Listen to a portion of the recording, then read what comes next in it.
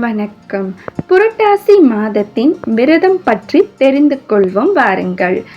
பெருமாள் சனி பகவானுக்கு கொடுத்த வாக்கு யுத்தம்தான் இந்த புரட்டாசி மாத சனிக்கிழமை நாம் ஒவ்வொரு வாரமும் விரதம் இருந்து கடைபிடிக்கிறோம்.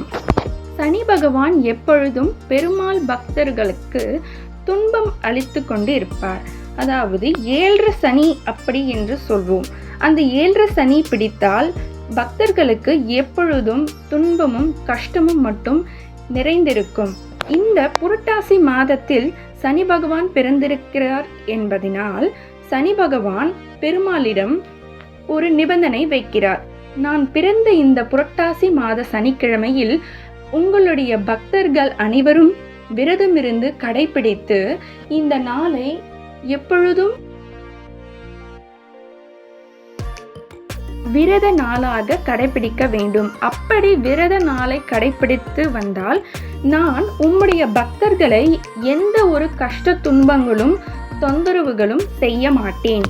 ஆகையால் இந்த புரட்டாசி மாத சனிக்கிழமை உங்களுக்கு உகந்த நாளாக இருக்க வேண்டும் என்பதற்காகத்தான் இந்த புரட்டாசி மாத சனிக்கிழமையை நாம் அனைவரும் விரதம் கடைபிடிக்கிறோம்.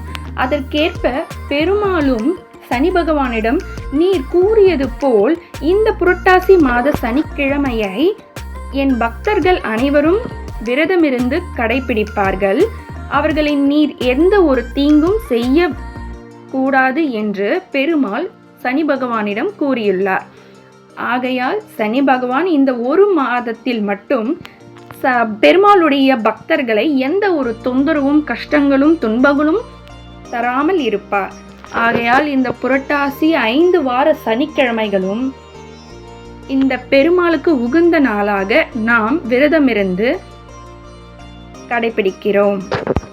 எனவே புரட்டாசி மாதத்தில் பெருமாளுக்கு பிடித்த படையல்களை வைத்து நாம் பெருமாளை வணங்குகிறோம். பெருமாளுக்கு மிகவும் பிடித்தது துளசி மாலை தான். அந்த துளசி மாலையும் தீர்த்தத்தையும் தான் நாம் மிகவும் பிடித்ததாக பெருமாளுக்கு வணங்குகிறோம். ஆகையால் மாவிளக்கில் தீபம் ஏற்றி சைவ உணவுகளை வைத்து நாம் படையல் போட்டு பெருமாளுக்கு புரட்டாசி சனிக்கிழமையில் விரதம் இருக்கிறோம், விரதத்தை கடைபிடிக்கிறோம். இவை அனைத்தும் ஒன்று சேர்த்து தழுவு சாதம் என்று சொல்லுவார்கள். இந்த தழுவு சாதத்தை தான் நாம் பிரசாதமாக எடுத்துக்கொள்கிறோம் புரட்டாசி சனிக்கிழமைகளில். இப்படி நீங்கள் தழுவு சாதத்தை நாம் சாப்பிடும் பொழுது நமக்கு எந்த ஒரு தீங்கும் வராது.